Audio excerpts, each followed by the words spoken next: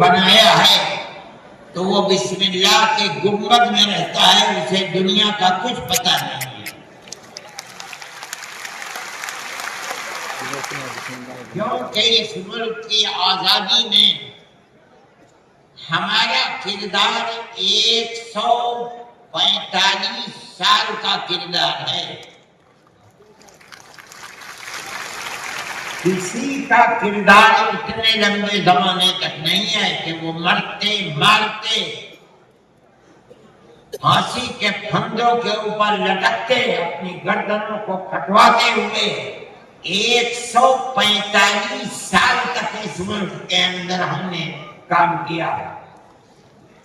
1803 سے لے کر 1947 تک اگر کوئی مائی کا لال ہے، دودھ پیا ہے تو آ کر کے کہے کہ اس کا کردار 145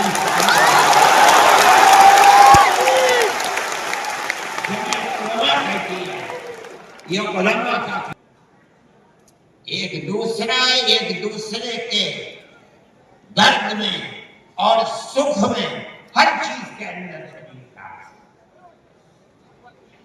یہ ہمارا کردار تھا۔ ہم نے اس طرح سے اس ملک کو آزاد کرایا، کوئی نہیں تھا آزادی کی آواز اٹھانے والا۔ 1803 سے ملک کے لیے قربانی دینے والے 1857 کے اندر صرف دہلی کے اندر 33,000 علماء کو قتل کیا گیا۔ سنبھل میں، مراد آباد میں، میرٹھ میں سینکڑوں علماء کو جس کے جسم کے اوپر لباس عالموں جیسا ہوتا تھا اس کو پھانسی کے تختے پر چڑھا دیا جاتا تھا۔ کوئی نہیں تھا، کانگریس کا وجود بھی نہیں تھا۔ کانگریس تو بنی ہے 1883 میں اور 1885 میں اس کا پہلا اجلاس ہوا ہے، جبکہ 1803 سے حضرت شاہ عبدالعزیز صاحب نے اعلان کر دیا تھا کہ ہمارا ملک مسلمانوں کا یا ہندوؤں کا ملک نہیں رہا، یہ انگریزوں کا ملک ہو گیا، ہم غلام بن گئے۔ اب غلامی کی زنجیروں کا توڑنا اور جہاد کرنا ہر ایک کا فرض ہے۔ اور اس کے بعد جہاد پر لگ گئے۔ کوئی مائی کا لال نہیں تھا جو انگریز کی اس طاقت کے مقابلے میں کھڑے ہو کر غلامی کی زنجیروں کو توڑنے کے لیے اپنی زبان کو کھول سکے۔ اس اعلان کے تقریباً 80-82 سال کے بعد کانگریس بنی، اور کانگریس کا جو مقصد تھا جو آج بھی کتابوں میں موجود ہے وہ ملک کی آزادی نہیں تھا۔ مقصد تھا کہ جو دو جہاد ہوئے ہیں 1832 اور 1857 میں، اس کی وجہ سے جو ملکہ برطانیہ اور ہندوستان کے بسنے والوں کے درمیان دوری ہو گئی ہے، اس دوری کو دور کیا جائے اور حالات کو صحیح کیا جائے۔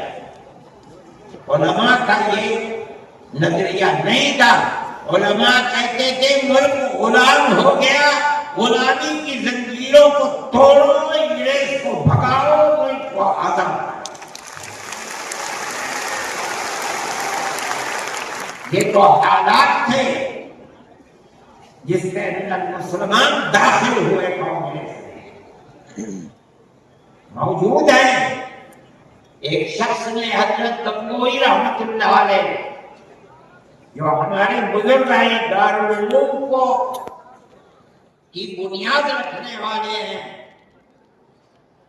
سن 1857 کے اندر جیل میں بند ہو گئے تھے، یہ سمجھتے تھے کہ قتل کر دیا جائے گا بغاوت کے الزام میں، لیکن چھوٹ گئے۔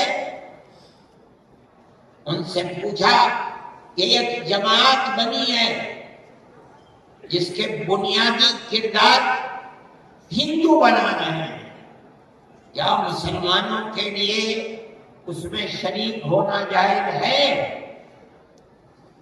حضرت نے فتویٰ دیا جس طرح ایک ہندو اور ایک مسلمان کاروبار اور بزنس میں شریک ہو سکتا ہے، تو اسی طرح کانگریس کے ساتھ مسلمان شریک ہو سکتا ہے، بشرطے کہ اپنے دین کا نقصان نہ ہو۔